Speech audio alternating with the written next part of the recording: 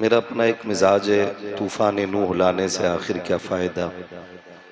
एक अश्क ही बहुत है अगर कुछ असर करे। आपसे मेरी इतनी इल्तिजा है कि जितनी देर भी सुने मोहब्बत के साथ सुने,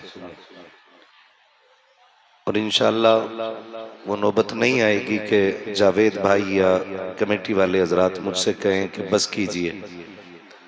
मैं खुद ही समझ लूंगा कब तकरीर करनी है और कब सोने की दुआ सुनानी है। मुझे अच्छी तरह मालूम है, और अपना एक मिजाज है, हम पलटते नहीं बेजान किताबों के वरक, हम वो पढ़ते हैं जो चेहरों पे लिखा होता है। आप हजरात जितनी देर यहाँ बैठे बस मोहब्बतों के साथ बैठे। मुझे मालूम है ताकत तो लगभग खर्च हो ही चुकी है। आप अंदाजा लगा सकते हैं अगर सुभान अल्लाह कहने में इतनी एनर्जी खर्च होती है तो फिर नात पढ़ने और तकरीर करने में कितनी एनर्जी खर्च होती होगी, है ना। जितने लोग थक गए हैं वो आहिस्ता से कह दें या रसूल अल्लाह। जो नहीं थके हैं वो मोहब्बत से कह दें या रसूल अल्लाह। अल्लाह सलामत रखे। माशाल्लाह हम जानते हैं कि कुछ लोग चले गए हैं और कुछ बाकी हैं। मैं किसी के आने को बेमकसद नहीं कहूँगा क्योंकि वक्त ही इतना हो चुका है। आपकी हिम्मत को दाद देता हूँ मैं कि आप लगभग 9 बजे से बैठे हुए हैं। कई चीज़ों का डर था। एक डर तो ये था जगह ना घिर जाए, उठे तो जगह घिर जाएगी। इस फिक्र में भी कई लोगों ने कुर्सी नहीं छोड़ी, ठीक है ना। और जैसे ही कोई कुर्सी खाली हुई तो दाएं बाएं से लोग ऐसे आके बैठ गए जैसे माले गनीमत मिल गया हो। इतनी रात तक बैठे रहना, ये मैं समझ सकता हूं कि जो लोग नीचे भी बैठे ना, यकीनन ये अपने घरों पे बहुत कीमती बिस्तरों पे लेटते होंगे, बहुत अच्छे बिछोने इनके नीचे बिछते होंगे, लेकिन हुजूर का प्यार है, इन्होंने फर्श नहीं देखा, जमीन पे आके हुजूर के लिए बैठ गए हैं। अल्लाह आपको जज़ाए खैर दे। इन मोहब्बतों की कोई कीमत अदा नहीं कर सकता है। यहाँ बैठे हुए हैं, आज जो मेरी आपसे मुलाकात है तो मुहिब गिरामी अजीज गिरामी जनाब जावेद सिद्दीकी साहब क़िबला की दावत मोहब्बत और आप लोगों का खुलूस और अली जनाब मोहतरम अफजाल अहमद साहब एडवोकेट, इनके ज़ेर इंतज़ाम ये महफिल का इनेकाद हुआ है और मेरी आपसे मुलाकात हो रही। अल्लाह जज़ाए खैर दे भाई। ये नौजवान मालूम है क्या कह के गया है। इस मेरे भाई ने कहा कि हजरत हम आपके लिए बैठे हुए हैं। मैं एक मशवरा दूं और इस पे अमल करना। कभी भी किसी महफिल में किसी मौलवी के लिए मत आना। जब भी आना मदीने वाले हुजूर के लिए आना है। इसलिए कि हम हो, मोहम्मद अली हो, जावेद सिद्दीकी हो, बड़े बड़े आए चले गए और हम भी चले जाएंगे, लेकिन कयामत तक मदीने वाले की बातें होती रहेंगी, हुजूर की बातें कयामत तक होती रहेंगी। वो कहा था किसी ने, जिंदगी खत्म हुई और कलम सूख गए, तेरे औसाफ का एक बाप भी पूरा ना हुआ है। बड़े बड़े आए और अपनी बिसात के मुताबिक हुजूर की बातें की और चले गए, लेकिन खुदा की कसम आज तक किसी ने हुजूर के जिक्र को मुकम्मल नहीं किया। हो भी नहीं सकता। रब कुरान में कहता वरफ़अना लका ज़िक्रक, महबूब हमने तेरे लिए तेरे जिक्र को बुलंद किया है। कितना बुलंद किया, इतना बुलंद किया, इतना बुलंद किया कि हर आने वाली घड़ी तेरी इज्जत को घटाएगी नहीं, तेरी इज्जत को बढ़ाती जाएगी। आप अंदाजा लगाइएगा। इससे भी जिक्र की कसरत का अंदाजा जावेद भाई होता है। पहले किसी एक घर में मिलाद होता था, 10 लोग बैठ के हुजूर का मिलाद करते थे। आज हजारों लोग बैठ के हुजूर का मिलाद किया करते हैं। हजारों लोग बैठ के हुजूर का मिलाद किया करते हैं। और पहले किसी एक मोहल्ले में होता था, अब हर मोहल्ले में होना शुरू हो गया। करम देखो रब का, अब तो हर घर में हुजूर की बातें हो रही। ये सब वरफ़ाना लका ज़िक्रक के जलवे हैं। तो ये मुस्तफ़ा की महफिल सजी है। यहाँ जब भी आके बैठे ना, मेरे लिए नहीं, इनके लिए नहीं, उनके लिए नहीं, उनके लिए आना है। हुजूर के लिए आना है। ये अजीम महफिल सजी है और अली जनाब इजहार साहब, कारी इजहार अहमद साहब माशाल्लाह, ये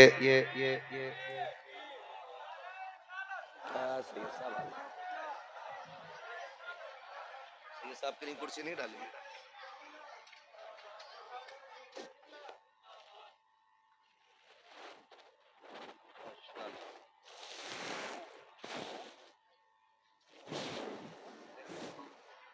नारे तकबीर, नारे रिसालत, शहजादे सूफी मिल्लत हजरत सैयद मुजीबुर रहमान साहब किबला, नारे तकबीर, नारे रिसालत।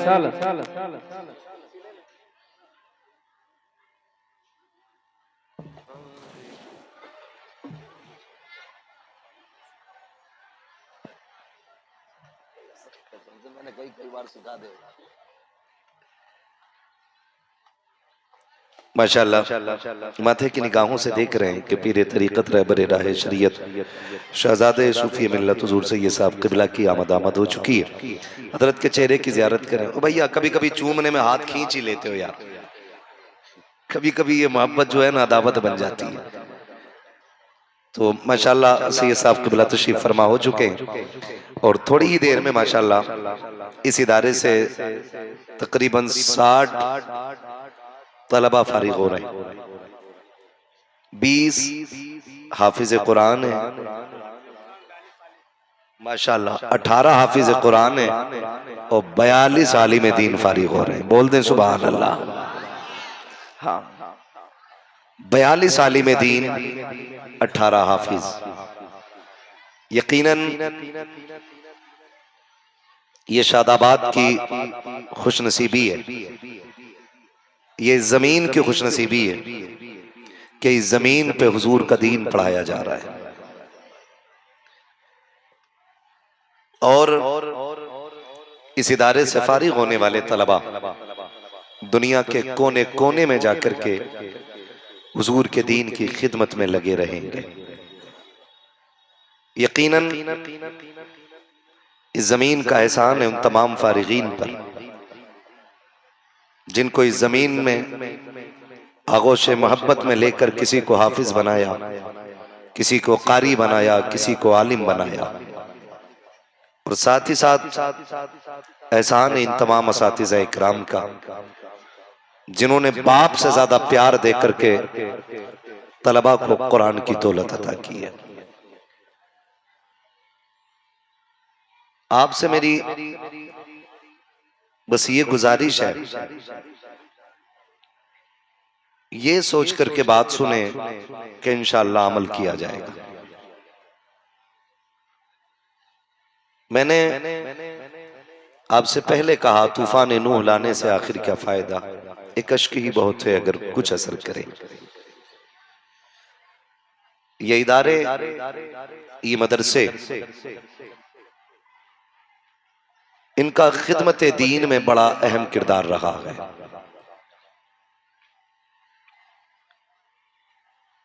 आज अगर हमारे सरों पर टोपियां सलामत हैं तो इन्हीं मदरसों की देन है।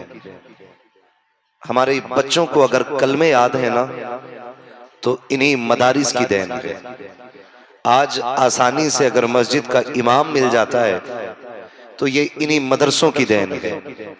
वरना जिस तेजी के साथ दुश्मनाने इस्लाम काम कर रहे हैं और जो मंसूबा बंदी उन्होंने की है, अगर वो अपने मिशन और मंसूबे में कामयाब हो जाते हैं तो मस्जिद तो बड़ी बात है, कोई जनाजा पढ़ाने वाला नसीब नहीं होगा।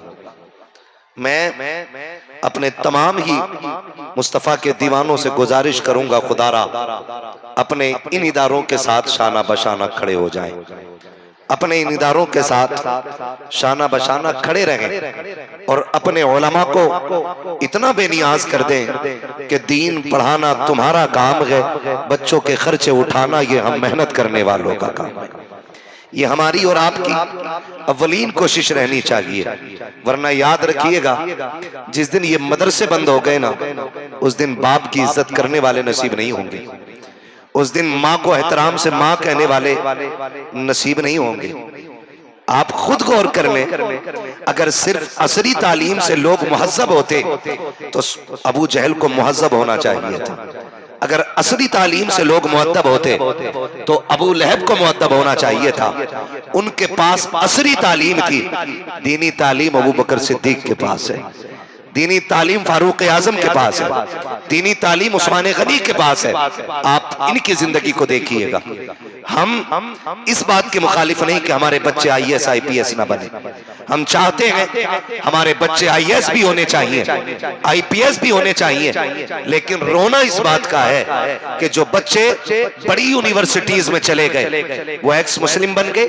किसी ने कहा मैं खुदा को नहीं मानता, किसी ने कहा मैं कुरान को नहीं मानता, जबकि वो या तो तेरे घर से पैदा होने वाले बच्चे हैं या मेरे घर से पैदा होने वाले बच्चे हैं। कभी जाना हो बाहर तो आप देखिएगा, मोहम्मद अली भाई, जावेद भाई, अजहर भाई, बेंगलोर जाना हुआ, केरला जाना हुआ, स्कूल के बच्चे आए, उन्होंने आकर के ये दर्द दिल रखा कि हुजूर का कलमा पढ़ने वाले लोग आज इस्लाम दुश्मन हो गए हैं। कितनी बेटियां इस्लामी नाम उनके हैं, अब्दुल रहमान की बेटी है, कोई इरफान की बेटी है, कोई अब्दुल रशीद की बेटी है, लेकिन आज उसका दावा यह है मैं खुदा को नहीं मानती हूँ।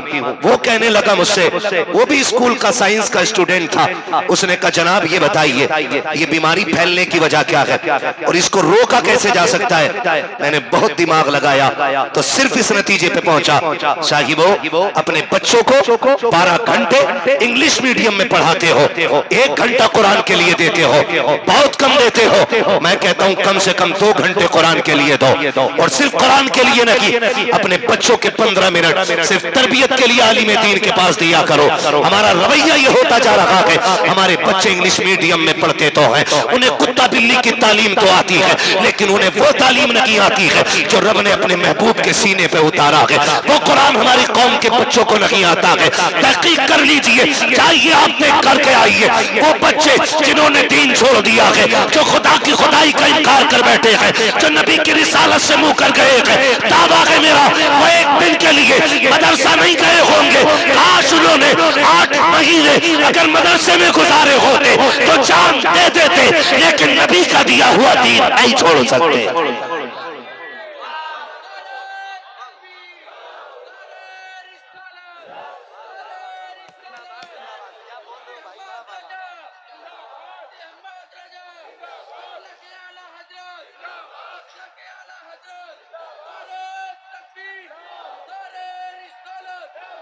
हमारे बच्चे मदरसे जाए क्यों? दादा ने पहले ही कह दिया था मौलवियों से दूर रहियो। इनकी सोच बड़ी पुरानी होती है। मैं कहता हूं लिमिट में और औकात में रह के बात कर। खुदा की कसम हम शुक्र अदा करते हैं हमारी सोच पुरानी है, लेकिन 2000 साल पुरानी नहीं, 1400 साल पुरानी है। सिर्फ 1400 साल पुरानी है हमारी सोच, वो है जो हमें नबी ने दिया है। हाँ, तो हमने तो पहले ही कह दिया मौलवियों से दूर रहियो, इनकी सोच पुरानी है। अपनी नस्लें अगर बचानी है ना, नस्लें अगर बचानी है तो याद रखिएगा, एक हाथ में अगर असरी तालीम है ना तो दूसरे हाथ में मोहम्मदी तालीम होनी चाहिए। ये बता के जा रहा हूं, मैं तालीम का मुखालिफ नहीं, खुशी होती है IAS बनो IPS बनो, हक है तुम्हारा। अब हम भी जानते हैं ये दौर बारूद और बम का नहीं है, अब दौर कलम का आया है। वो कौम आगे जाएगी जिसके हाथ में कलम होगा, ये भी सोच लीजिएगा। वो कौम आगे जाएगी जिसके हाथ में कलम होगा। एक बदतमीज शाइस्ता या शगुफ्ता नामी सोशल मीडिया पर आके बकवास करती है, वो कहती है कि मदरसे अपनी कौम को पीछे धकेल रहे हैं, मदरसे अपनी कौम को तबाही में लेकर के जा रहे हैं। अभी 3 दिन पहले की बात है, मैं चैलेंज करता हूं तमाम बदतमीज बच्चियों और बच्चों को जो इस्लाम के खिलाफ बकवास करते हैं, खुदा की कसम जो लाल मदरसों ने दिए थे ना, वो यूनिवर्सिटियों ने नहीं दिए। लिखो मेरी बात, और मैं बताने लगा हूं फजले हक खैराबादी मदरसे का लाल।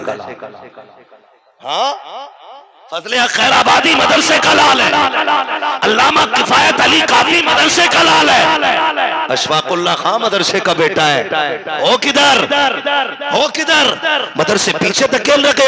अगर आपको यकीन ना हो तो तहकीक करके देख लो। कहते मुसलमान नौकरी के चक्कर में फिर रहा है। खुदा की कसम, मुसलमान ने न कल किसी की मुलाजमत की थी, न आज कर रहा है। और ये तारीख उमर फारूक आजम की दौर की दोहरा रहा हूं। हजरत उमर ने कहा था, ये कौम जब तक बिजनेस करेगी उस वक्त तक जलील नहीं होगी, जब नौकरियों के चक्कर में पड़ जाएगी तब ये कौम जलील हो जाएगी। गारंटी है मेरी, नौकरियों को ठोकर मारो, तालीम तरक्की के लिए सीखो और खुद बिजनेस करो। खुदा की कसम, तुम गुलामी के लिए नहीं, तुम तो जमाने में हुकूमत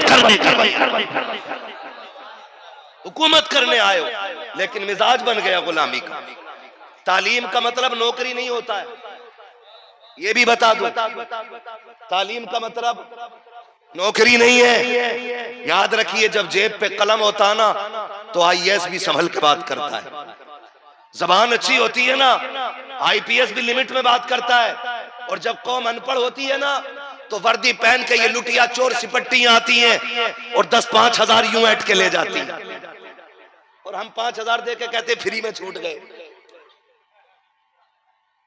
खाली अगर हाई स्कूल तक पढ़ लिए होते ना तो 5,000 तो क्या, इस सिपट्टिया को फूटी कोड़ी तुम नहीं देते। ये जो कीमतें भर रहे हो ना, ये अपनी नादानी की कीमत है। सही बता रहा हूं ये। तो तालीम जो हमें हासिल करनी है ना, नौकरी के लिए नहीं, हुकूमत के लिए। इल्म सीखें आप, उससे नस्लें अच्छी होती हैं, मुआशरा संवरता है। और सबसे बड़ा काम मुआशरे को संवारना है, ये याद रखिएगा। हमारी कौम ने शुक्र रब का कि अपने मदरसों के साथ मजबूती से खड़े। लेकिन रोना भी एक बात का, बुरा ना माने तो कह दूं, कर लेंगे हजम, ना भी करोगे तो क्या फर्क पड़ता। जावेद भाई ने बुलाया, अगली बार नहीं आएंगे। सच्चाई इतनी है, मैं आईना को दिखाऊंगा दाग चेहरे के, जिसे खराब लगे सामने से हट जाए। और सुन ले, मैं पहले बता दूं, हम बरेली वाले लोग हैं, हम बरेली वाले लोग हैं और हम अकीदे के बड़े पक्के लोग हैं। और ये बरेलवियों की खासियत है, हम वलियों से भी प्यार करते हैं, हुजूर के सहाबा से भी प्यार करते हैं, हुजूर के तमाम गुलामों से प्यार करते हैं। ये हमारी पहचान है। मगर आपसे एक बात कहूं, अभी के जो हालात है ना, अभी के हालात ऐसे हैं कि बच्चियां मुर्तद हो रही हैं, बच्चियां मुर्तद हो रही हैं। हमारे जलसों में 20-20, 50-50 हजार की भीड़ हो रही है, लेकिन बच्चियों का इर्तिदाद बंद नहीं हो रहा है। और फिर लोग कहते हैं मौलवी लोग कर क्या रहे। मैं आपसे एक बात अर्ज करूं मेरे भाई, ठंडे दिमाग से सोचना। हम बच्चियों की तालीम के भी मुखालिफ नहीं, हम तो एक बात कहते हैं, तालीम औरतों की जरूरी तो है, मगर खातून खाना हो वो सबा की परी ना हो। खातून खाना हो वो सबा की परी ना हो। हम तालीम के मुखालिफ नहीं, लेकिन एक बात कहना चाहता हूं, ये जो बच्चियां मुर्तद होना शुरू हुई है ना, इसमें 2 सबब सबसे बड़े। एक तो ऑनलाइन तालीम, और दूसरा स्कूल के ऐबों पे ट्यूशन के नाम पे बांधी जाने वाली पट्टी। इन 2 चीजों ने बेड़ा गर्क कर दिया हमारी कौम का। ऑनलाइन पढ़ाई ये छोटे फोन पे हो नहीं सकती थी, जाहिर है मल्टीमीडिया फोन चाहिए था, उस पे आजादी मिली। अगर वहां बच्ची बच गई तो ये जो ट्यूशन चले ना, ट्यूशन, हमने बच्चियों को पढ़ाया तो जरूर, लेकिन ये देखने की कोशिश नहीं की कि पढ़ा कौन रखा गए, और जहां पढ़ रखी है वहां गैरत वाले बैठे हैं कि बेगैरत बैठे। मैं मानता हूं आपकी बेटी शरीफ होगी, आपकी बच्ची अच्छी होगी। लेकिन आप जानते हो इन इस्लाम दुश्मन ताकतों की स्कीम को। जाओ कभी ट्यूशन देखो तो सही, जो ट्यूशन के रूम होते हैं, जो हाल होते हैं, उनकी कंडीशन आप देखिए। सोशल मीडिया पे कुछ भी छुपा हुआ नहीं है। हमारी बच्चियां जाती हैं जानबूझ करके, नकाब वाली बच्ची को पहली बात तो नकाब उतरवा दिया जाता है। जब किसी एक बेटी का नकाब उतरता है, थोड़ी देर के लिए पूरी कौम चीख पड़ती है, फला स्कूल में बच्ची का नकाब उतारा गया, उस जगह बच्ची के कपड़े बदलवा दिए गए। मैं कहना चाहता हूं ये थोड़ी देर के दर्द से कुछ नहीं होगा। क्या कि अच्छा होता कि इस दर्द को हमेशा के लिए दिल पर महसूस किया जाता। एक बच्ची का नकाब उतरता, पूरी कौम को नींद नहीं आनी चाहिए थी। लेकिन क्या फर्क पड़ता है साहिब, ना हमारे उर्सों में कमी आई है, ना हमारे जलसों में कमी आई है। हमारी शादी भी उसी धूमधाम से है, बारातें भी उसी शान से चल रही है। तुम्हें क्यों याद नहीं रहा 8 दिन पहले बेटी का नकाब उतरवा दिया गया? तुम्हें क्या लगता है सिर्फ कपड़ा उतारा गया है? नहीं, जिस बेटी का नकाब उतारा गया है, सिर्फ नकाब नहीं, इस्लाम की इज्जत उतारी जा रही है। क्यों भूल जाते हो तुम? सिर्फ नकाब कपड़ा नहीं होता है। आपको समझाना चाहता हूं, कपड़े 3 कलर के हो, लाल हरा पीला, लाल हरा सफेद। जब ये कपड़े हो, अलग अलग पट्टियां हो, दुनिया पट्टी कहती है, कपड़ा कहती है। जब एक जगह सिल दिया जाता है तो इसी को तिरंगा कहा जाता है, यही मुल्क का झंडा बन जाता है। अगर ये अलग अलग था, तुमने फेंका, कोई फर्क नहीं पड़ा है। लेकिन जब ये कपड़ा झंडा बन के छत पे लगा, फिर जब गिरा है, तो सिर्फ झंडा नहीं, मुल्क की आबरू का सवाल है, मुल्क की इज्जत का सवाल है। मैं कहना चाहता हूं, अगर झंडा बन जाए, कुल कौम की और मुल्क की आबरू बन जाता है। और जब यही कपड़ा नकाब बन के बेटी के बदन पे चल जाता है, तो बुर्का सिर्फ कपड़ा नहीं, बल्कि ये इस्लाम की हया और इस्लाम की इज्जत का जौहर बन जाया। नारे तकबीर, नारे रिसालत, मुफ्ती हम्माद रजा साहब किबला, नारे तकबीर, नारे रिसालत। तवज्जो है सारे लोगों की? नकाब उतरा, फर्क पड़ा? नहीं ना, कोई फर्क नहीं पड़ा। जैसे चल रहे थे वैसे चल रहे हैं। ट्यूशन के नाम पे बदतमीजियां, गारंटी है मेरी, जितनी बच्चियां मुर्तद हुई हैं, जाओ जाके चेक करो, उनमें 90 नहीं बल्कि 95% वो बच्चियां हैं जो ट्यूशन पढ़ने जाती हैं। मोहम्मद अली भाई, 95% वो बच्चियां जो ट्यूशन पढ़ने जाती हैं। मेरे भाई, अच्छा लगेगा अगर तेरी बेटी IAS बनेगी, सर ऊंचा होगा तेरा, फख्र करेगा। मैंने पहले ही कहा था तालीम का मुखालिफ नहीं। मैं आपसे बस इतनी गुजारिश करूंगा, उस जिल्लत से जो बेटी घर छोड़ के, धर्म बदल के, गैर के बिस्तर पे जाके लेट गई, ऐसी जिल्लत से घर में बेटी का जाहिल रहना बेहतर है। और हम, हो सकता है कोई मेरी तकरीर पे आने वाले दिनों में कमेंट करके कहे कि ये बेटियों को जाहिल रखने की बात कर रहा है। नहीं, तालीम का सबसे पहला तसव्वुर देता ही इस्लाम है। हम क्यों मना करेंगे? लेकिन आपसे चंद बातें करनी है मुझे, आपसे चंद बातें। हमने ना पैसा कमाया है ना, तो हमने मैरिज हॉल बनाए, शॉपिंग मॉल बनाए। हमने पैसा कमाया है ना, तो हमने फैक्ट्रियां डाली। हमने पैसा कमाया है ना, तो हमने बिजनेस बढ़ाया है। काश हमने पैसा कमा के कौम की बच्चियों के लिए एक तहजीब और हया वाला इंग्लिश मीडियम स्कूल और कॉलेज बनाया होता। ये हम नहीं करेंगे। बुरा मत मानना, हमारी कौम ने पूरी जिंदगी मजारों के पत्थर चमकाए। मजार ठीक है, बुजुर्गों के मजारात भाई से बरकत है, मगर आपसे मैं कुछ समझाना चाहता हूं। ये सारे उलमा बैठे, इनकी मौजूदगी में मैं कह रहा हूं, गुंबद कितनी भी कीमती बना लो, गारंटी नहीं है उससे मजार वाला राजी हो जाए। जितना चाहो कीमती गुंबद बना लो, जितना चाहो महंगा कलश चढ़वा दो उस पर, शायद उससे मजार वाला राजी ना हो। बेटियों के लिए हया की जगह तालीम के लिए इदारे कायम करा दो, खुदा की कसम मजार वाला भी राजी हो जाएगा, साथ में मदीने वाला भी राजी हो जाएगा। हमने बताया ही नहीं, हमने कहा ही नहीं कभी तालीम पे फोकस करें। 70 साल की भूल है हमारी ये, 70 साल हमने ये गुमनामी में काट दिए और यही सोच के जीते रहे भाई कट रही है बस अपनी तो क्या है। आज सर पे आ गई है तो अकल लगी है। खुदारा आप मज़ारात पे हाजिरी दें, मज़ारात पे आप जाएं, ये अपनी जगह है, लेकिन अब जरूरत है कौम को, बच्चियों को एक ऐसे इदारे की हर इलाके में जहां बेटी की तालीम भी दुरुस्त रहे और उसकी इज्जत भी महफूज रहे। ये बहुत ज्यादा जरूरी है, वरना याद रखना आज मेरे घर आग लगी है, कल आपके घर लगेगी, आज आपके घर लगी है, यही आग सुलगते सुलगते मेरे घर भी आनी है, मेरे घर भी आनी है।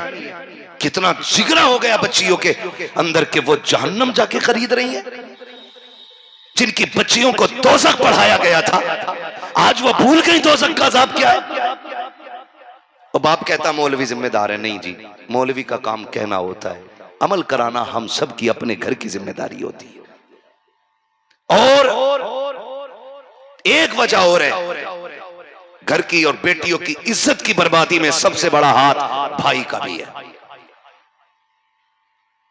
या तो भाई बहन से यह सौदा कर चुका है कि तू मेरे ऐबों पे पर्दा डाल, मैं तेरे ऐबों पे पर्दा डालूंगा, या फिर भाई इतने नशेड़ी हो गए हैं कि वो शराब और नशे और नींद की गोलियों में धुत होके सोते रहते हैं। बहन रात के 3 बजे कहां फोन कर रही है किसी को मतलब नहीं होता है। और ये जो मुसलमानों ने लगा रखा ना, ये बॉयफ्रेंड मौलवी की सोच पुरानी बोल रहे हो ना, मर के देखो, मर के खुदा की कसम सारे फ्रेंड रह जाएंगे बाहर। अल्लाह कब्र में गिरा के ऐसी सजाएं देगा कि कोई बचाने वाला नसीब नहीं होगा। ये सोचे बदल दो अपनी, और बेटियों को कनीज़े फातिमा ज़हरा बनाओ। ये जो आज भूख लग गई ना कि मैं भी अपनी बेटी को पढ़ाऊंगा, उसके जिम्मेदार वो लोग हैं कि जो कहते हैं मुझे अपने घर के लिए डिग्री होल्डर औरत चाहिए। आप कहेंगे कैसे? होता यूं है कि जब रिश्ता करने जाते हैं ना तो जाके पूछते हैं क्या पढ़ा है बेटी ने। गरीब बाप कहते था मेरी बेटी ने, वो तो फख्र से कहता कुरान पढ़ा है, लेकिन ये जाहिल उल्लू का पट्टा कहता बस खाली कुरान पढ़ा है, और क्या पढ़वाना चाहता है, एमए नहीं किया है, बीए नहीं किया है। जब ये कह के रिश्ते ठुकराए जाते हैं ना तो फिर मजबूरी हो जाती है हर बाप की बेटी के लिए डिग्री का इंतजाम करना। ये बातें याद रखिएगा जो मैं कह के जा रहा हूं। अक्लमंद वो नहीं है जो अपने बेटे के लिए आईएएस आईपीएस या एमबीबीएस ढूंढ के लाए, अक्लमंद वो है जो अपने घर के लिए कनीज़े फातिमा ज़हरा देख के लाए। हम मुसलमान हैं और शुक्र है रब का, रब ने सबसे ज्यादा इज्जतें हमारी बेटियों को अता की है।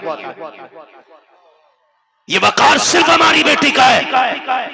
कभी नकाब के नाम पे जलील किया गया, कभी पर्दे के नाम पे बेटियों को टारगेट किया गया, कभी तलाक के नाम पे उन्हें बहकाया गया, कभी हलाले के नाम पे उनके जहनों को बदलने की कोशिश की गई। मैं खुदा की कसम खा के कहता हूं जो इज्जत इस्लाम ने बेटी को दी है ना, वो आपको दुनिया में कहीं देखने नहीं मिलेगी। ये जो सब कुछ हो रहा है ना, हमारी नादानी की बुनियाद पे और हमारे जाहिल होने की बुनियाद पे हो रहा है।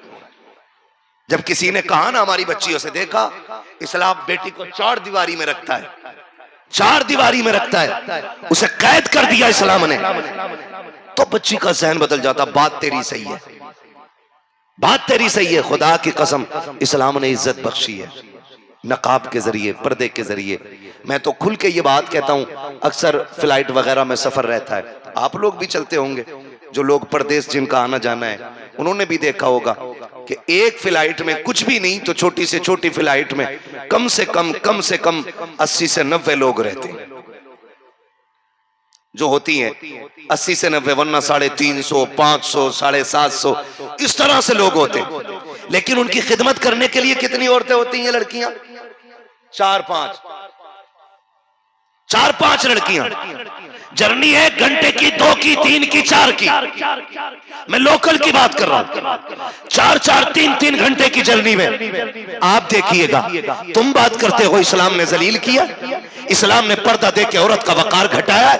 मैं कहता हूं तुम किस इज्जत की बात करते हो? औरत का हक है कि वो खुद जाकर के अपने सेल्फिश रखे, खुद अपने आप को संभाल सके। तुम इसे आजादी कहते हो। तुमने डिग्री दिलाई, क्या बना? कि मेरी बेटी एयरलाइंस में है, मेरी बेटी फला एयरपोर्ट पर है, मेरी बेटी फला एयरपोर्ट पे, चल मैं तेरी कलाई पकड़ के लेके चलता हूं। मुझे बता तो सकी, तुम ये कहते हो कि इस्लाम ने बेटी को घर के अंदर रख के घर की नौकरानी बना डाला है। मैं दावे के साथ कह सकता हूं पूरे घर के अंदर या तो 12 मेंबर होंगे, 18 मेंबर होंगे, 20 से ज्यादा किसी घर के अंदर मेंबर नहीं होंगे। उन 20 लोगों के लिए अगर 4 बच्चियां खाना बनाती है तो तुम उन्हें गुलामी कहते हो। क्या कहोगे इन 4 बच्चियों के बारे में जो 250 लोगों के आगे पीछे पानी लेकर के टहल रही है? किसी को पानी की जरूरत है, जा जाकर के पूछ रही है। खुदा की कसम, और बात यहीं तक नहीं रह जाती, तनख्वाह तब दी जाएगी जब कपड़े उनकी मंशा के होंगे, तनख्वाह तब दी जाएगी जब रहन सहन उनके तरीके का होगा। और यह भी तनख्वाह में शामिल होता है कि कोई कुछ भी करे तुम्हें बदतमीज नहीं बोलना है, कोई किसी भी तरह से बात करे तुम्हें उसको राजी रखना है। खुदा की कसम, लानत हो ऐसी दौलत पे, थूकते हैं हम ऐसे पैसे पे जो बेटियों की इज्जत दांव पे लगाने के बाद मिले। हमें ऐसा पैसा नहीं चाहिए। हम खुदा की कसम पैगंबर के मानने वाले हैं। हम फाके तो रह सकते हैं, जिल्लत के टुकड़े कभी नहीं खा सकते।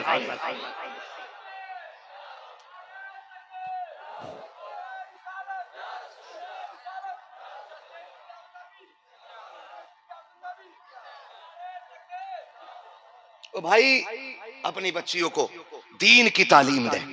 और अगर शौक है ना पढ़ाने का, तो जितना पैसा तुमने ना अपने शौक और नाजायज कामों में खर्च किया ना, ये बताओ हमारे इस इलाके में साल भर में कितने जलसे होते होंगे? इलाके के लोग बैठे हैं ना यहाँ पे, कुछ है? कितने जलसे हो जाते होंगे भाई? 8-10 हो जाते हैं कि नहीं? अच्छा, उन जलसों का पैसा गवर्नमेंट से आता कि हम खुद अपनी जेब से करते हैं? बोले डर रहे हैं ना? मत डरो, जिम्मेदार मैं हूं ना अपनी बात का। कहां से करते हैं हम? अपनी जेब से। किसी से फंड, कोई कंपनी, कोई गवर्नमेंट नहीं ना, कोई नहीं देता, अपनी जेब से करते हैं। तो जो कौम साल भर में अपने इलाके में 10 जलसों के लिए चंदा कर सकती है, वो एक बेटियों के इंग्लिश मीडियम स्कूल के लिए चंदा साल में एक नहीं कर सकती है? कर सकती है ना? तो फिर एक चंदा ऐसा करो जिसमें ऐसा स्कूल हो जिसमें पढ़ने वाली भी बेटी होगी और पढ़ाने वाली भी बेटी होगी। करें आप ये काम भी। और ये सिर्फ इतना कह सकते हैं उलमा, करवाने की गारंटी नहीं। हमारा काम बताना है। इनको जिम्मेदार ना ठहराइएगा। ये अजीम इदारा अल्लाह सलामत रखे, इसमें पढ़ने वालों को भी और पढ़ाने वालों को भी। इतना खुशी हुई, 60 बच्चे फारिग हो रहे हैं, सुभान अल्लाह। किसी किसी मदरसे में 60 सारे ही बच्चे होते हैं। इस इदारे ने कौम को 60 हाफिज कारी आलिम अता किए हैं। बहुत बड़ी बात है। अल्लाह इस इदारे को दिन दूनी रात चौगनी तरक्की अता फरमाए। आपने मदरसे और तालीम के हवाले से बात सुनी, थोड़ी सी बात मैं भी कर जाऊं। पहले ये बात बताओ, बच्चियों को हिफाजत से पढ़ाएंगे कि नहीं? इंशाअल्लाह। तालीम से ज्यादा तरबियत पे ध्यान देंगे कि नहीं? इंशाअल्लाह देंगे। इंशाअल्लाह वादा करें, इंशाअल्लाह जोर से वादा करें, इंशाअल्लाह पढ़ाएंगे बच्चियों को तहजीब के साथ। बच्चों के 1-1 मिनट का हिसाब लेना है। वक्त होता तो इंशाअल्लाह मैं तफसील से बात करता, लेकिन ये जरूरी बात थी जो मैंने आपसे कह दी। जब कोई भी बच्ची जाती है ना तो दिल दुखता है। जब वो इंटरव्यू में जानबूझ के पूछते हैं अब्बा का नाम क्या है, और जब वो कहती है ना मेरे बाप का नाम अब्दुर्रहमान है, तो वो चोट यहां लगती है। खुदा रब बचा लो अपनी कौम को। अगर अब भी नहीं जागे तो कभी नहीं जागोगे। डॉक्टर इकबाल ने कहा था, ना संभलोगे तो मिट जाओगे हिंदी मुसलमानों, तुम्हारी दास्तां तक भी ना होगी दास्तानों में। इसलिए खुदारा अपनी बच्चियों को जो है महफूज करो, महफूज करो अपनी बच्चियों को। लाजिम है, मैं तालीम का इनकार नहीं करता, लेकिन लाजिम यह है बच्चियों को वहां पढ़ाओ जहां पढ़ने वाली भी बेटी हो और पढ़ाने वाली भी बेटी होनी चाहिए। आपके बच्चियों की कौन दोस्त है, कौन सहेली है, इस पे भी आपको फोकस करना पड़ेगा। आप उनके घर से गायब रहने वाले टाइम का हिसाब लें, लाजिम है। आज जो बच्चे हमारे बिगड़ रहे हैं ना, उसकी एक वजह यह हम बच्चों को वक्त नहीं देते। हमारा सारा वक्त बिजनेस बिजनेस बिजनेस बिजनेस। शाम को आए, मोबाइल लिया, थोड़ी देर चलाया, लेट गए। कभी बच्चों में भी बैठ के देखा करो। याद रखो, शोहर घर में बादशाह होता है, औरत उसका वजीर होती है और बच्चे उस घर की रियाया होते हैं। पूरी एक सल्तनत होती है घर के अंदर। जो लोग समझते हैं वही घर चला भी पाते, बचा भी पाते, वरना न चला ही पाते हैं और न बचा पाते। शोहर कौन होता है? बाप कौन होता है? बादशाह। बीवी, जोर से बीवी। डर रहे हो क्या? नहीं, आपका चेहरा नहीं आएगा जो आपकी बीवी देख के आपसे कल हिसाब ले ले। शोहर कौन होता है? जोर से। और बीवी, बच्चे, रियाया। होता क्या है? बादशाह कहीं गया, मिल्कियत में वापस पलट के आया तो वजीर से पूछता, बता मैं तुझे छोड़ के गया था, मुल्क के हालात कैसे? तो वजीर एक एक बात सामने रख के कहता, सुनो बादशाह साहब, आपके पीछे फला कौम ने ये गलती की है, फला टीम ने ये गलती की है, उस तंजीम ने ये कमी की है। फिर बादशाह तलब करके हिसाब लेता है। तो जब इस तरह से नजर बादशाह की होती है तो मुल्क तबाह नहीं होते। और जब बादशाह मौज में रहे, सफर करता रहे, रियाया में आग लगती रहे, तो मुल्क बचेगा कि तबाह होगा? बोले तबाह हो जाएगा ना। तो बाप एक बादशाह है, बीवी से आके पूछे, बता मैं तो बाहर कमाने गया था, बता बेटा कितनी देर बाहर रहा है, बेटी ने कितने काम किए हैं, बता बच्चियों ने नमाज पढ़ी है कि नहीं पढ़ी है, बेटे ने नमाज पढ़ी थी कि नहीं पढ़ी थी, काम से गया था तो कितनी देर में आया था।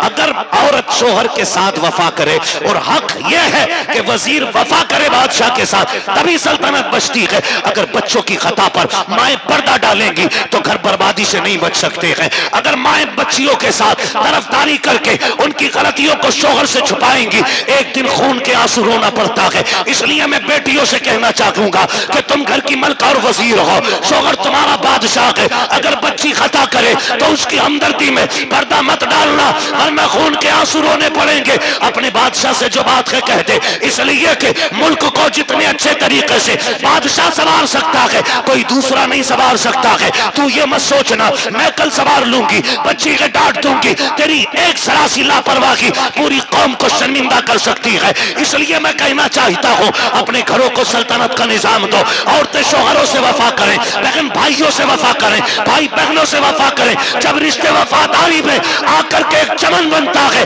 खुदा की कसम इसी चमन के अंदर रहते हुए दुनिया में अल्लाह घर को जन्नत का नक्शा बना दिया करता है। लेकिन ये नहीं।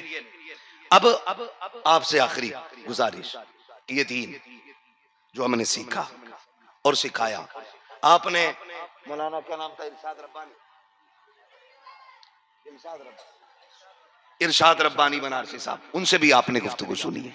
मैं बस आपको इतना समझाना चाहता हूं, ये इदारे आज जरूरत है ना, लगभग कुरान पढ़ते भी हैं, सुनते भी हैं सभी लोग।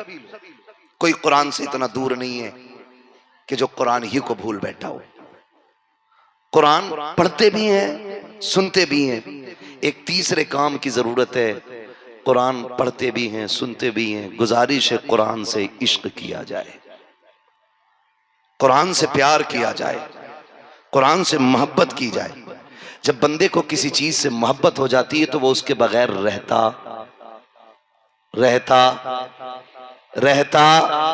नहीं है।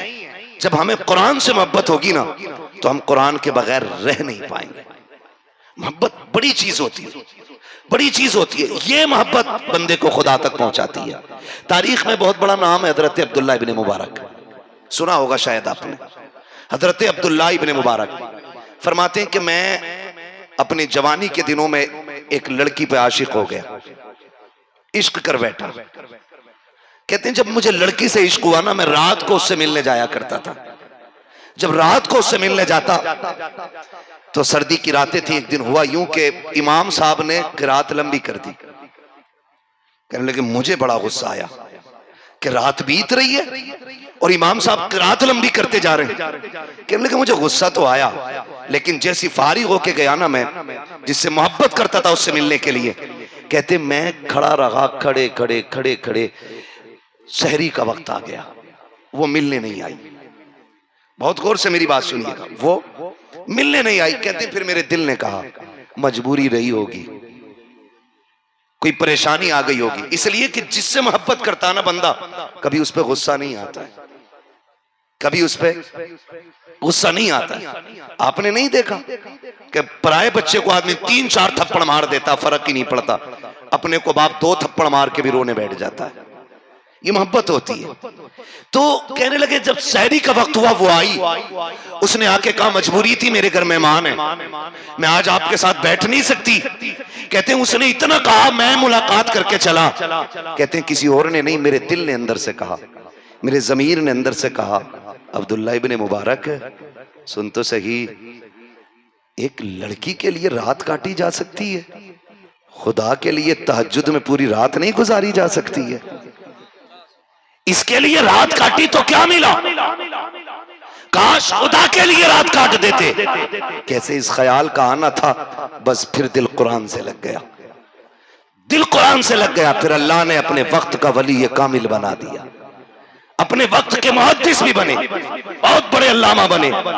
इश्क होता है, लगन होती है, हमें कुरान से इश्क करने की जरूरत है, कुरान से प्यार करने की जरूरत है। जब आप कुरान से प्यार करेंगे ना, तो पढ़ेंगे भी, देखेंगे भी, चूमेंगे भी, आदी हो जाइए। आपको कुरान पढ़ना नहीं आता है ना, तो कम से कम चूमना शुरू कर दीजिए। कुरान वो किताब है जिसको छूने में अलग सवाब है, देखने में अलग सवाब है, पढ़ने में अलग सवाब है, तर्जुमा पढ़ो तो अलग सवाब है, तफसीर पढ़ो तो अलग सवाब है, और इस पे अमल किया जाए तो अल्लाह और ज्यादा सवाब अता फरमाता है। ये मुकद्दर की बात है। यकीनन मैं कहता हूँ खुदा की कसम, 99% नौजवान जवान हो जाते हैं ना, तो फिर उनका भी जी चाहता हम कुरान पढ़ें। अगर ना पढ़ा हो ना, पढ़ाया ना हो, माँ बाप ने या मदरसा ना गए हो, उनका भी जी करता है कि हम कुरान पढ़ें, फिर चाहते हैं कि काश हमने कुरान पढ़ा होता। आज वक्त है तो कुरान पढ़ लो, कुरान पढ़ लो। क्या आपने नहीं देखा कितनी गैरत चढ़ती है, अब्बा मेरा मरा है, बुला के मैं इनको लाऊंगा कि अब्बा के मजार पे कुरान खानी करनी है। भाई जायदाद अब्बा की मैं इस्तेमाल करूं, कुरान पढ़ने के लिए इनको बुला के लाऊं? मुझे खुद बताइए, जितना दर्द मुझे अपने बाप का होगा, क्या मेरे पड़ोसी को उतना दर्द होगा? दूर से आने वाले को इतना दर्द होगा? नहीं ना। हम तो जानते हैं कि लोग आते नए कपड़े कलफ के पहन के, और जनाजे में खड़े नहीं हो पाते। कब्रिस्तान जाते हैं जहां जनाजे की नमाज होती है ना, वहां पेड़ का साया ढूंढते, सोचते कहीं खड़े होने जगह मिल जाए, खड़े होकर के उस जगह पे वो साये में खड़े रहते हैं, नमाज हो जाती है, फिर मिट्टी देने चला करते हैं। ये दुनिया बड़ी बेवफा है, किसी से उम्मीद न रखना कोई तुम्हारे अब्बा को बख्शवाने के लिए आएगा, कोई तुम्हारी मगफिरत कराने के लिए आएगा। यहाँ जितने आते ना आजकल रस्मी बुनियाद पे आते हैं, कोई इसलिए आता कि ये मेरे बाप के जनाजे में आया था, कोई इसलिए आया था कि मेरे बाप के जनाजे में आया था। अल्लाह की रजा के लिए बहुत कम लोग आया करते हैं। आपसे मेरी इतनी गुजारिश है, खुद कुरान पढ़ो और इतना पढ़ जाओ कि कल अगर बाप की सांसें अटकती हो तो किसी से कुरान पढ़वाने की भीख मांगनी ना पड़े। अगर बाप के घुटनों में रूह अटकी हो तो बेटा कुरान लेके बैठ जाए, सीने में आके सांसें अटक जाए तो बेटा कुरान लेके बैठ जाए। अगर हम तलाश करते रहेंगे, उधर बाप तड़प तड़प के जान देगा, तो नतीजा क्या होगा? इतना तो कुरान पढ़ लो, कम से कम इधर बाप की रूह निकले, उधर तुम कुरान पढ़ते हो, तेरे लहजे से बाप के कलेजे को ठंडक मिलेगी। खुदा की रहमतों से बाप की कब्र को अल्लाह अपनी रहमतों से ठंडा फरमा देगा। इसलिए आप पे और हम पे सब पे लाजिम है कि हम कुरान के आदी बने, कुरान पढ़ें। और ये जो कुरान पढ़ने पढ़ाने वाले लोग हैं ना, ये अल्लाह सबको नसीब नहीं करता है। फरमाया गया जिन लोगों को हाफिज बनना था ना, अल्लाह ने आलम अरवा में उनका इंतखाब कर लिया था, जिनके जरिए कुरान की हिफाजत होनी थी। ये तो मुकद्दर है कि ये आपकी ज़मीन पे आए हैं कुरान पढ़ने के लिए, बड़ी बात है। अभी फरमा रहे थे आलिम बनो, तालीम हासिल करो, ये न कर सको वक्त गुजर जाए तो पढ़ने वालों की खिदमत किया करो, पढ़ने वालों की खिदमत किया करो। इनकी खिदमत बड़ी नफा बख्श है, बड़ी नफा बख्श है। यकीन करें, अगर किसी कुरान वाले को हमने पानी पिला दिया और मैदान महशर में वो जन्नत जाएगा, तो फिर हमें भी साथ लेके जाएगा। इससे बड़ी कौन सी बात होगी। ये इदारे, ये मदरसे आप देखें हमारे, शुक्र रब का, अल्लाह इन इदारों को सलामत रखे। इन इदारों से निकलने वाले हमारे जनाजे भी पढ़ाते हैं, हमारी नमाजें भी पढ़ाते हैं, हमारे बच्चों को तालीम भी देते हैं, कलमा भी याद कराते हैं। वरना जिन इलाकों में मदरसे नहीं है ना, उन इलाकों में लोगों को कलमे तक सही से याद नहीं, कलमे तक सही से याद नहीं है।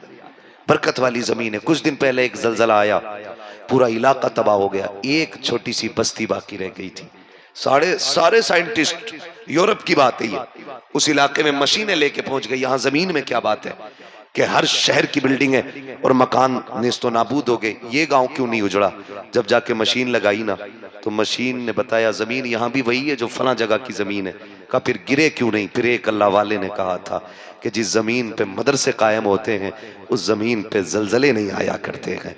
जिस जमीन पे कुरान पढ़ाया जाता है उस जमीन की बिल्डिंगें गिरा नहीं करती हैं, बल्कि अल्लाह मदरसे की बरकत से उस पूरी बस्ती की हिफाजत फरमाया करता है, पूरी बस्ती की हिफाजत फरमाया करता है। अक्सर नौजवान बाहर रहते हैं, मैं तो मशवरा देता हूं नौजवानों, अपनी कमाई में तलबा का हिस्सा रखा करो, तलबा का हिस्सा रखा करो।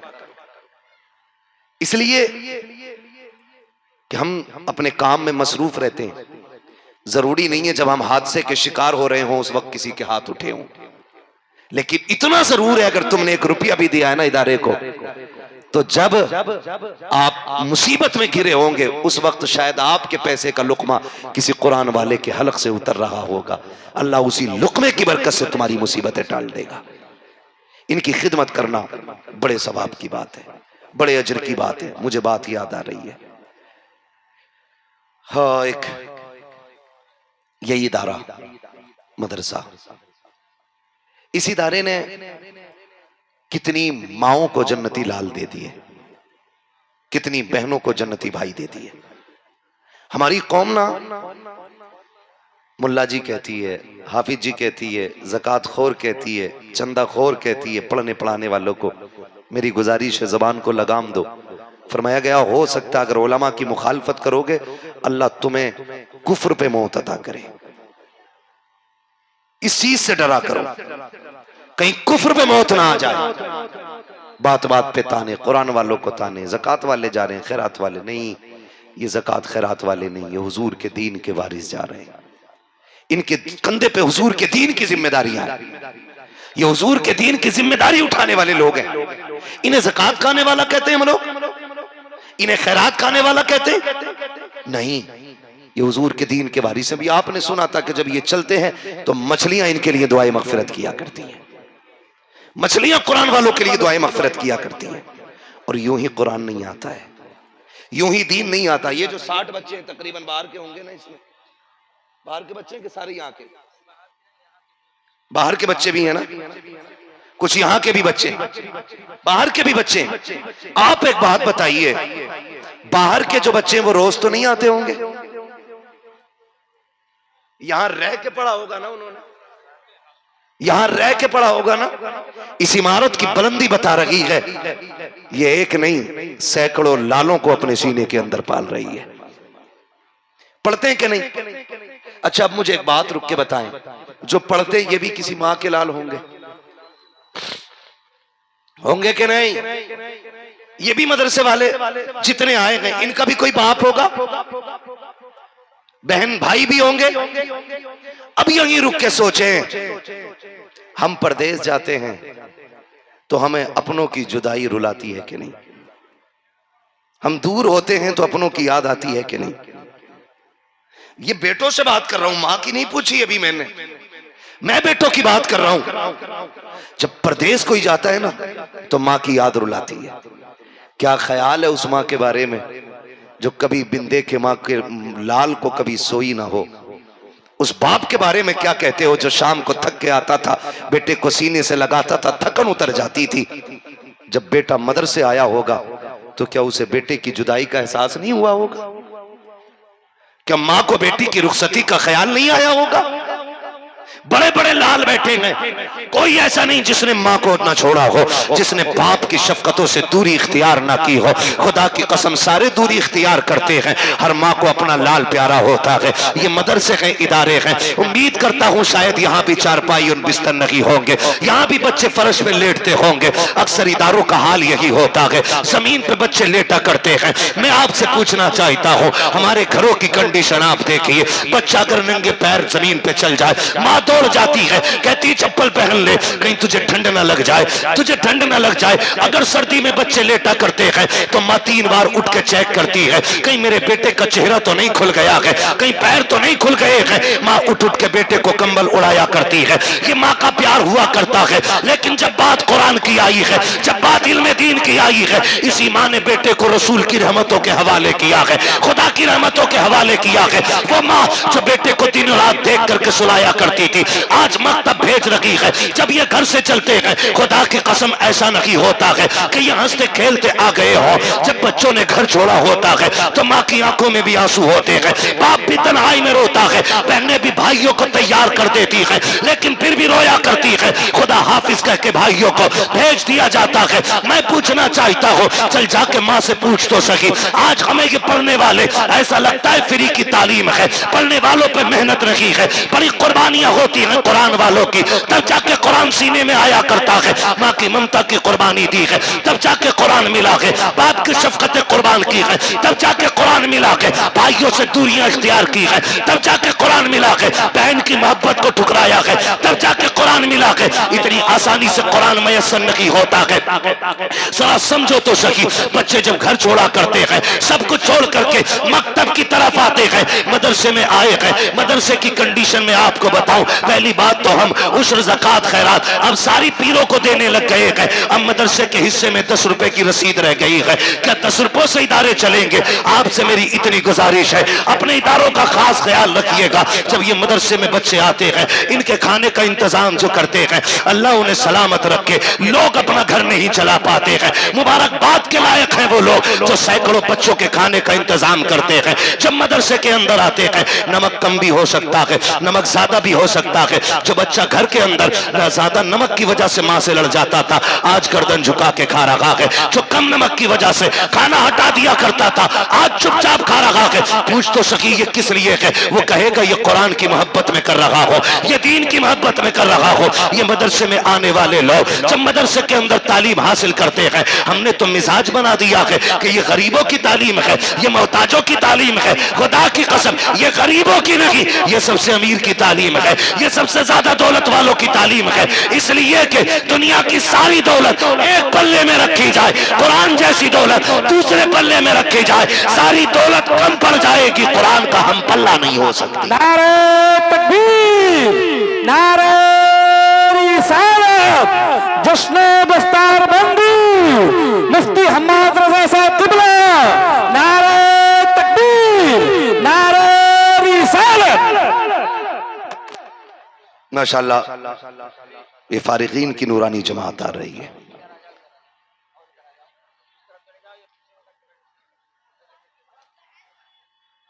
सारे लोग तो फ्रंट पे आ नहीं पाएंगे, फ्रंट पे सारे लोग नहीं आ पाएंगे, पूरे स्टेज पे आ जाइए।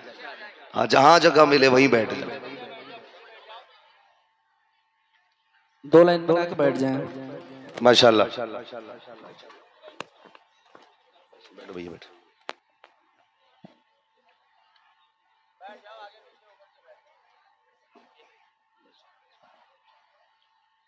माशाअल्लाह जिस साथ का, जिस घड़ी का इंतजार था, बेहमदी ताला वो आ चुकी है।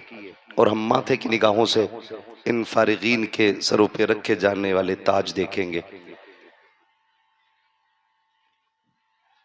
और इंशाअल्लाह इस हसीन मंजर के बाद हमारी नस्लों के दिल में भी ये शौक पैदा होगा, काश इन फारिग होने वालों में एक मेरा लाल भी होता, एक मेरा भी बेटा होता, जिसके सर पे ये अजमत व बरकत वाला ताज रखा जाता। ये नूरानी जमात जलवागर हो गई है। हम जो कहते हैं ना, तवज्जो है सारे लोगों की, बात मुकम्मल कर लूं भाई, जरा कह दें या रसूल अल्लाह। हाँ, मुझे भी अभी काफी लंबा सफर करना है, करम रब का के रात की आखिरी पहर में हिस्सा मिला है बात करने का। मसला कोई नहीं है, आप सुनने के लिए तैयार तो हम सुनाने के लिए तैयार। जरा कह दें या रसूल अल्लाह, और जोर से कह दें या रसूल अल्लाह। बात 4-5 मिनट में खत्म करने लगा हूं मैं अपनी। तो ये नूरानी जमात, अल्लाह इस जमात को सलामत रखे। हम इस जमात को बड़ी हिकारत की नजर से देखते हैं। हिकारत से नहीं, इज्जत की नजर से देखा करो, इसलिए कि खुदा की कसम ये बाप की सिर्फ जायदाद के वारिस नहीं, ये हुजूर के दीन के वारिस है। और इनकी इज्जत इसलिए की जाती है, इसलिए हम इनके लिए खड़े हो जाते हैं, क्योंकि इनके सीने में हुजूर का लाया हुआ दीन और कुरान मौजूद है। इस बुनियाद पे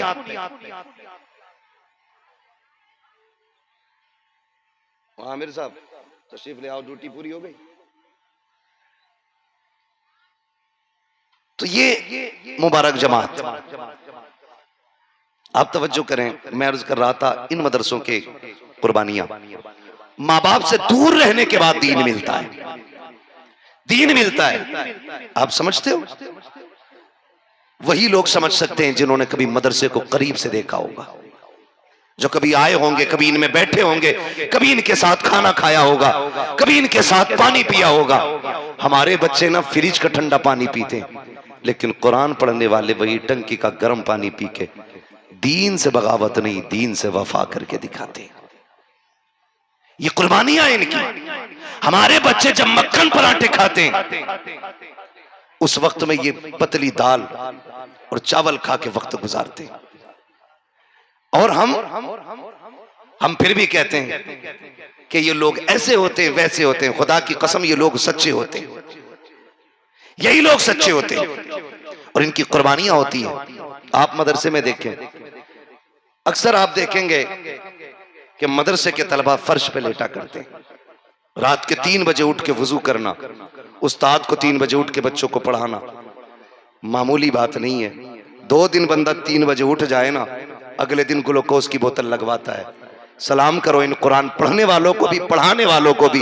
एक दिन नहीं, 365 दिन 3 बजे उठते हैं ये, और फिर रात के 11 बजे तक जागते हैं। इतना वक्त लगाते हैं ये दीन के लिए, तब जाके कोई हाफिज कुरान बनता है, कोई आलिम दीन बनता है, कोई कारी कुरान बना करता है। इतनी मेहनतों के बाद, और उसके बाद भी हमारी कौम ने इन उलमा के साथ इंसाफ नहीं किया, इंसाफ नहीं किया। फिर भी हमने इन्हें समझा।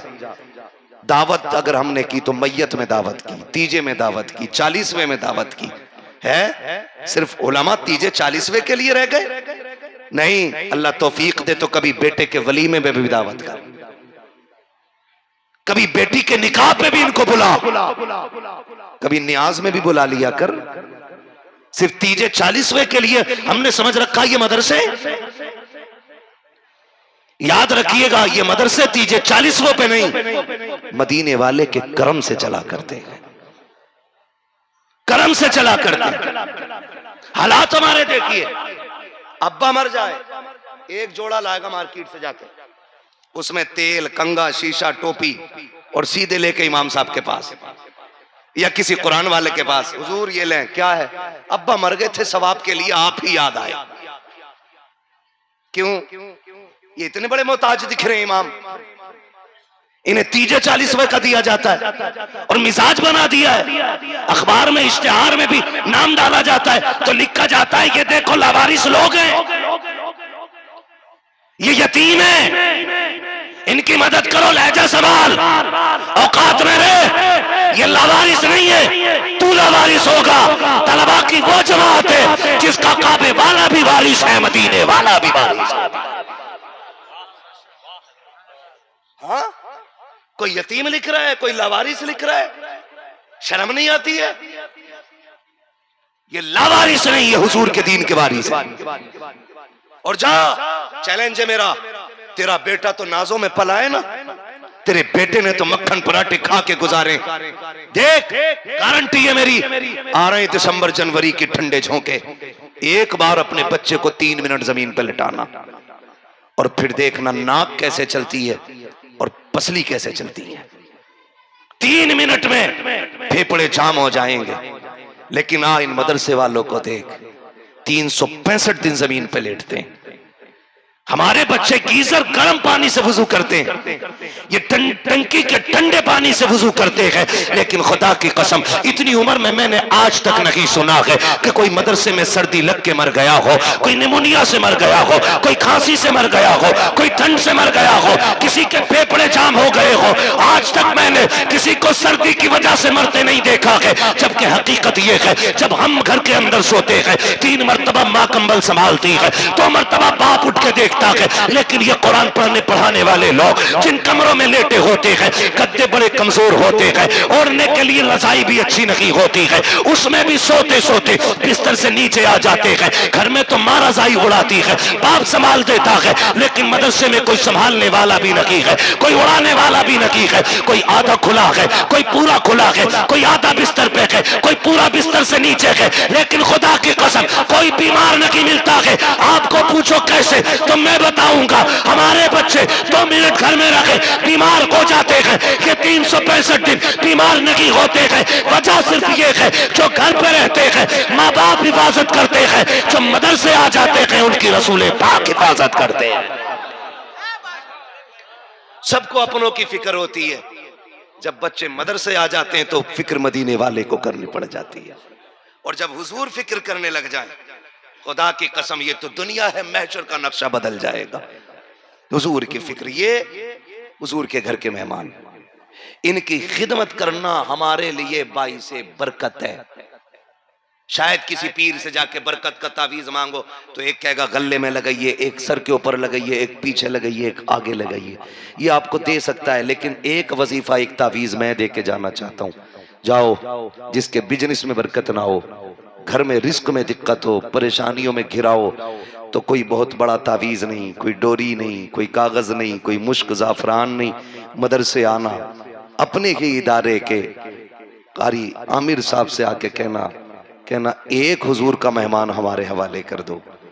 खुदा की कसम उसे घर लेके जा और खिलाना इस इज्जत से, कह देना मेरे बच्चे बाद में खाएंगे, हुजूर का मेहमान पहले खाना खाएगा। और उससे कहिएगा, आज ना तरक्की का दौर है, अब डिस्पोजल चल रहे हैं, डिस्पोजल ऐसी प्लेट में खाना देते हैं कि दोबारा उसमें किसी का हाथ ही ना लगे, खाओ और फेंको, यूज एंड थ्रो। जब से ये हुआ है ना, तब से ब्रेन ट्यूमर, हेमरेज, कैंसर, जाने कितनी बीमारियां पैदा हो गई। और ये इसलिए चलाए गए थे ताकि आदमी बीमारी से बचा रहे। याद रखिए, मेरे नबी ने फरमाया मोमिन के जूठे में शिफा होती है। हमने अल्लाह वालों का जूठा खाना छोड़ दिया, इसलिए मोहलिक बीमारियां पैदा होना शुरू हो गई। हाँ, तो लेके भी जाना ना, इस इज्जत से खिलाना, कहना हमारे बच्चे बाद में खाएंगे, हुजूर का मेहमान पहले खाएगा। और जब वो खाने बैठे ना, उससे कह उंगली बचा के ना खाना, उंगली डुबा के खाना है, ताकि तेरे हाथ के जरिए अल्लाह हमारे बर्तनों में बरकतें नाजिल फरमा दे। इस तरह से आप खिला के देखो, खुदा की कसम शायद तावीज से भी उतनी बरकत ना हो जितनी कुरान वाले के कदम से अल्लाह बरकत अता फरमा देगा। ये बड़ी बरकत के वजीफे हैं, बड़ी बरकत के अमल है। मैंने एक बात ये पढ़ी थी और आज फिर मैं एक बात बयान की है, मैं फिर बयान कर रहा हूँ मदरसे के हवाले से। बच्चा मदरसे पढ़ने गया, मदरसों के हवाले से भी आपने बनारस वाले मौलाना से सुना, शाद रब्बानी साहब से, उन्होंने बताया। खैर वो जो बता रहे थे वो जाने, मगर बहरहाल मैं एक बात बताऊं आपसे। बच्चा मदरसे पढ़ने के लिए जब गया ना, तो उस्ताद ने कहा भाई जगह नहीं है। अक्सर मदरसों में जगहें कम पड़ जाती हैं, ठीक है, इंतजाम भी बड़ी बात होती। तो उन्होंने कहा कि जगह नहीं है। तो बाप इतना आशिक था कुरान का, उसने कहा जी बच्चे कहाँ खाते हैं? कहा वहां मतबख में बैठ के खाते हैं। तो बच्चे के बाप ने कहा ठीक है जी, खाना नहीं है ना मेरे बच्चे के हिस्से का? कहा मुश्किल हो जाएगा। उसने कहा खाना ना दें, जब बच्चे खाना खा के उठ जाया करें ना, तो उस जगह की सफाई से पहले मेरे बच्चे को वहां भेज दिया जाया करे। जो गिरा हुआ खाना होगा ना, मेरा बच्चा वो खा के गुजारा कर लिया करेगा। ये कह के वो बाप अपने बच्चे को छोड़ के गया। लेकिन जानते हो, अल्लाह ही कादिर मुतलक है और उसकी तदबीरें हैं, उसी के फैसले, उसी के राज वही जाने। बच्चा 2-4 दिन गुजरे थे कि एक बूढ़ी औरत आ गई लाठी टेकती हुई। उसने कहा मौलवी साहब, ना कोई बेटा है, ना बेटी है, ना शोहर है, अकेली हूं घर में, दिल नहीं लगता है अकेले खाना खाते हुए, एक बच्चा मुझे दे दो ताकि मैं उसे अपना मेहमान बना के खिलाती रहूं। तो उस्ताद ने उसी बच्चे की तरफ इशारा किया, जा भाई खाना खा ले, चला जाएगा। बच्चा खाता रहा, साल भर गुजर गया। जब साल भर गुजरा ना, पढ़ते पढ़ते पढ़ते पढ़ते बच्चे का हिफ्ज मुकम्मल होने को आया। ऐसी भीड़ लगी थी जैसे आज दीवाने बैठे फारिगीन के जश्न में। बच्चे के घर वाले भी आ गए, बाप भी आ गया, और बच्चा जब कुल औज़ु बिरब्बिन नास पढ़ रहा था तो चचा चाहता था जैसी पूरी होगी ना सूरत, मैं दौड़ के सीने से लगाऊंगा। बाप चाहता था मैं मुबारकबाद दूंगा, भाई चाहता था मैं दौड़ूंगा। सारे तैयारी में थे। अल्लाहू अकबर पढ़ते पढ़ते बच्चा जब आखिरी आयत पे पहुंचा है, चचा ने भी दौड़ लगाई, भाई भी दौड़ा। बच्चे ने इशारा कर दिया, ठहर जाओ, अभी मुझे तुम्हारे सीने से नहीं लगना है। कहा फिर कहा ये पहली खुशखबरी उसे जाके देनी है आज तक जिसके हाथ की पहली रोटी खाता रहा हूं। ये कह के बच्चे ने उस्ताद से इजाजत ली, इजाजत दे मैं उस माई के दरवाजे जाना चाहता हूं जो रोज पहली रोटी मुझे खिलाती रही है, ये खुशखबरी उसे देना चाहता हूं। बच्चा ये कह के जब मदरसे से दौड़ा है, दौड़ा उसकी तरफ जहां पे खाने का इंतजाम था। जब पहुंचा के दरवाजे के करीब लोगों की भीड़ लगी हुई थी, परेशान हो जाता है। जाके देखा क्या बात है, कहा जिसके घर खाना खाने आते थे आज वो इंतकाल कर गई है। इतना सुना बच्चा रोने लग जाता है, सोचता है कि खुशखबरी भी ना सुना सका। ये सोच करके उल्टे पैर वापस आया है, आंख में आंसू थे। बाप ने कहा हुआ क्या है? उस्ताद ने कहा बेटे बात क्या है? कहा मैं माई को मुबारकबाद देने गया था लेकिन उसका आज इंतकाल हो गया है, वो मेरे हिफ्ज की भी खुशखबरी न सुन सकी। ये सोच करके सो गया। जब सुबह का सवेरा हुआ है, लोग बातें कर रहे थे। कोई कहता था मैंने जन्नत में देखा है, कोई कहता था मैंने देखा है। जब आपस में बातें हो करके इकट्ठे होकर ये पूछा गया, किसी ने कहा मैंने माई से कहा कि तुझे जन्नत कैसे मिल गई? उसने कहा अमल तो कोई नहीं था, एक कुरान वाले को खाना खिलाया करती थी, अल्लाह ने उसी के सदके में जन्नत का टिकट अता फरमा दिया। अल्लाहू अकबर, ये कुरान वालों की खिदमत का फल, ये अजर। और याद रखिएगा अल्लाहु तय्यिबुन व युहिब्बुत तय्यिब, अल्लाह पाक है और पाकों की कमाई पसंद फरमाता है। हर किसी की दौलत वो लेता भी नहीं, हर किसी की दौलत वो लेता भी नहीं है। और अपने दरवाजे पे एक मेहमान रखा करो। हमारे बुजुर्गों का तरीका रहा है कि वो बिना मेहमान के कभी खाना नहीं खाते थे। बहुत सारी ऐसी रिवायात हैं, वक्त नहीं है मैं बता देता, मगर इतना आपसे कहूँगा आप एक मेहमान अपने लिए रखें। जो लोग दुबई, मुंबई, कलकत्ता, पूना, जो जहाँ रहते हैं ना, उनसे मेरी गुजारिश है, आप तो यहाँ रहते नहीं है ना, एक काम करें। मेरा मिजाज जहाँ तक मैं समझता हूँ, एक बच्चे का सालाना खाने का खर्च लगभग 12 से 15 हज़ार होता है महीने, साल भर का। तो मैं तो ये चाहता हूँ, जो ये चाहते हैं ना कि कोई कहे ना कहे, सुने ना सुने, नेकियां मिलती रहे, तो अपने घर अगर नहीं खिला सकते तो साल भर की ड्यूटी तो कोई भी बंदा ले सकता है। एक साल में कमाने वाले के लिए 12-15 हज़ार कोई चीज़ नहीं होते। वो आए कल इदारे में आके कह हजरत जी एक हुजूर का मेहमान मेरी तरफ से खाएगा, एक मेहमान मेरी तरफ से खाएगा। ये इंतज़ाम आप करें, इंशाअल्लाह आप एक को खिलाओ, अल्लाह एक के सदक़े में आपकी नस्लों का इंतज़ाम फरमा देगा। करेंगे इंशाअल्लाह ये नेक काम। अल्लाह ताला हमें कुरान और साहिब कुरान से प्यार करने की तौफीक अता फरमाए। इस इदारे को मौला करीम दिन दूनी रात चौगनी तरक्की अता फरमाए।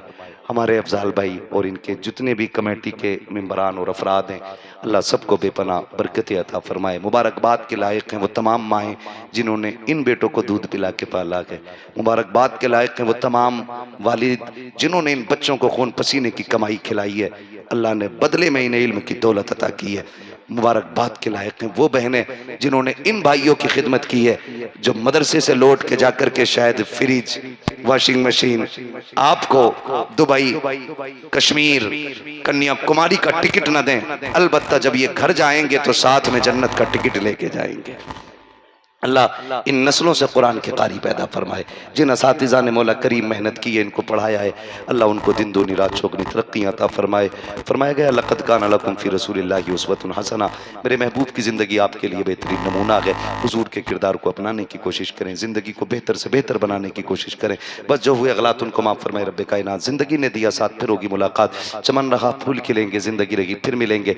मुसाफिर हम भी, मुसाफिर तुम भी, किसी मोड़ पर फिर मुलाकात होगी। सारे लोग कलमा शरीफ पढ़ लीजिए, ला इलाहा इल्लल्लाहु मुहम्मदुर रसूलुल्लाह अस्तगफिरुल्लाह रब्बी मिन कुल्लि ज़ंबि व अतूबु इलैहि व मा अलैना इल्लल बलाग। अस्सलामु अलैकुम।